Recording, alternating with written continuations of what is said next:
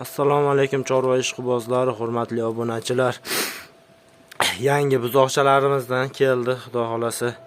Enasi so'yilib ketdi. Katta sigir edi. Endi nima desa bo'ladi, semiz mol edi. Iloji yo'q, so'yib yubordi, bolasi qoldi. Xunojan 15 kunlik bo'ldi. Ana oldi orqalar zo'r, xudo xolasa. O'zimiz toshga ola parodadan. Behujolat. Sog'liqlari hamma zo'r. Salpal kepayib bo'ldi. Sigirlaring bo'lsa, sigirlarga qo'shsalar ham bo'laveradi. Salpal endi anaqsi sigirga qo'shib, keyin chepcha kepay berib o'rgatib olsalar bo'ladi. Yaxshi bo'ladigan bo'zaylardan akalar. Buni narxlari xudo xolasa